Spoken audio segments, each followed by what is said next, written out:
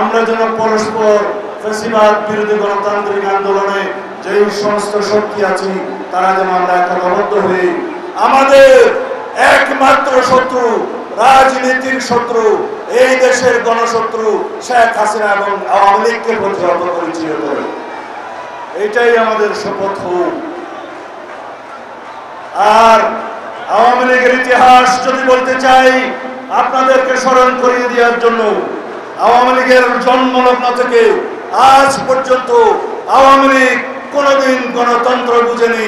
গণতন্ত্র তারা বিলুপ্ত করেছে, স্বৈরতন্ত্রের তারা প্রতিষ্ঠা করেছে, তারা বাংলাদেশের হত্যা যজ্ঞের রাজনীতি করেছে, কখনো রক্ষী বাহিনীর মাধ্যমে, কখনো রাষ্ট্রীয় সন্ত্রাসের মাধ্যমে, কখনো ছাত্রলীগ যুবলীগের মাধ্যমে। আমরা যারা গণতন্ত্রের পক্ষে সংগ্রাম করেছি, আমরা যারা আমাদের দেশনায়ক তারেক রহমানের নেতৃত্বে দীর্ঘ 15-16 বছর বাংলাদেশে ফ্যাসিবাদ বিরোধী গণতান্ত্রিক সংগ্রাম করেছি, তারা আমরা আজকে কোন দেশের নাকি এজেন্ট হয়ে গিয়েছি। এই সমস্ত বয়ান কারা করছে?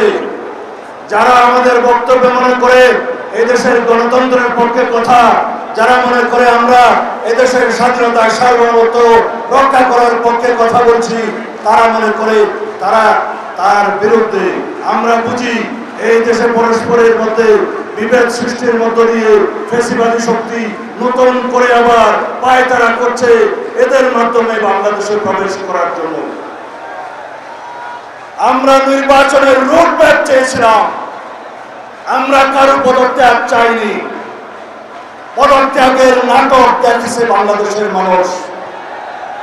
আমরা সুস্পষ্ট জাতীয় সংসদ নির্বাচনের জন্য অতি অবশ্যই ডিসেম্বরের মধ্যে একটি রুটম্যাপ চেয়েছি।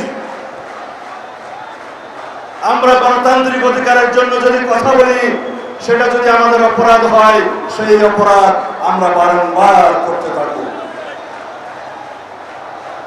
আমরা আশা করি এই সরকার আইনের শাসন প্রতিষ্ঠা করবে, আদালতের রায় কার্যকরের মধ্য দিয়ে ইশরাক হোসেনের শপথ পাঠ করাবে, এই সরকার নির্বাচনের জন্য রোডম্যাপ প্রদান করবে।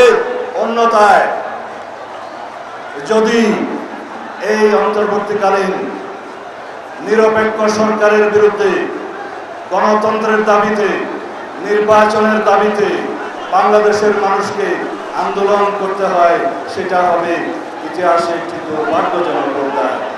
আমি আর বেশি বক্তব্য দেব না, সবাইকে আহ্বান জানাচ্ছি আমরা গণতন্ত্রের পক্ষে ফ্যাসিবাদের বিরুদ্ধে যে জাতীয় ঐক্য গড়ে তুলেছি, সেই ঐক্যকে শক্তিতে পরিণত করি।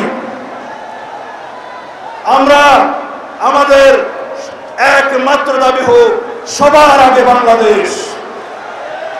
আমরা এই তারুণ্যের শক্তি দিয়ে বাংলাদেশকে সেই জায়গায় নিয়ে যাব, শান্তি, প্রগতি, সমৃদ্ধি এবং একটি সমৃদ্ধশালী দেশ হিসেবে আমরা এগিয়ে নিয়ে যাবো ইনশাআল্লাহ।